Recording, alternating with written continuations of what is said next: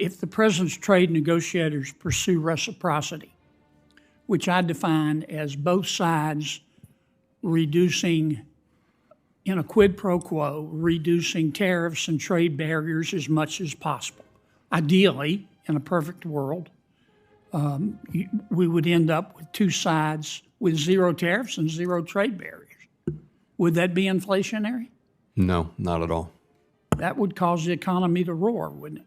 Mr. Chairman, did I understand you to say that the reconciliation bill is the most extraordinary legislation you've ever seen? Did I hear that correctly? There may have been some lost in translation there. I was a little late. Tell me what tell me what the bond market's telling you. Bond market's fine now, functioning well. It's pricing, it's reacting to economic news. There's adequate liquidity. Rates have come down pretty significantly from where they were a couple months ago. So I think I think inflation expectations have come down a bit from April, and in general, the bond market is functioning well. Okay. Explain to me why we have seen in the last few months weakness in the dollar. That's a great question. And of course, the Treasury Department is responsible for the role of the dollar. So I don't know. I think I would go back to the thought that markets have been digesting an unusually challenging set of circumstances, and have reacted the way they've reacted. The dollar's kind of stabilized now. In fact, it's moved back up here in the last couple of weeks a bit. And there are plenty of people who are still writing that the dollar is still overvalued. We don't have a view on that, of course, but I wouldn't really have an opinion on exactly why it is where it is. Well, clearly there's a lot of geopolitical risk right now, which would lead one to conclude, all things being equal, that people would be flocking to the dollar and it would be stronger. Well, you have seen some of that here in the last few days. But again, I don't really have an official view I'd like to share on that. I think there are possible explanations, multiple possible explanations. Again, one of which is that some people still feel the dollar is highly valued. Yeah.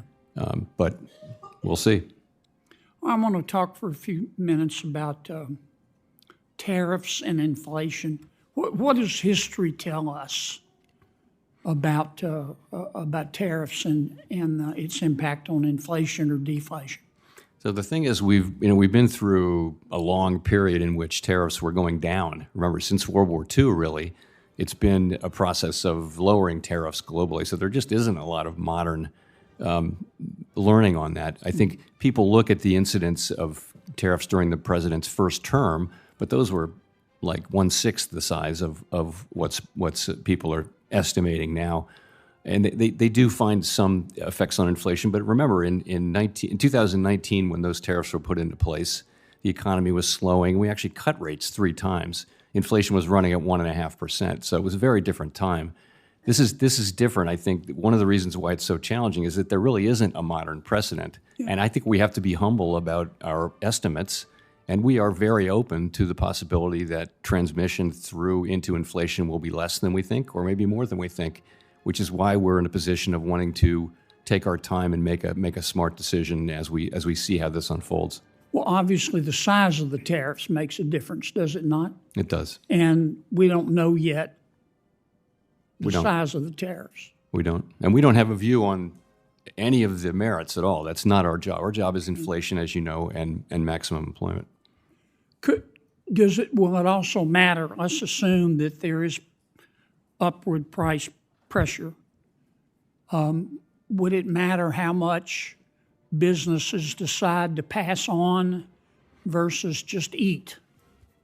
Does that make sense? Yes, that matters. That is what matters. The question is, who's going to pay for the tariffs? Originally, it's the importer, but it gets passed along through the distribution chain to some extent to the consumer. The ultimate question of it is how much of it does show up in inflation. And honestly, it's very hard to predict that in advance. So we're watching to see, what shows up in measured inflation. If the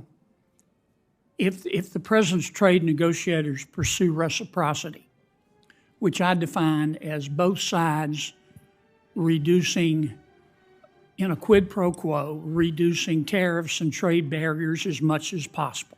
Ideally, in a perfect world, we would end up with two sides with zero tariffs and zero trade barriers. Would that be inflationary?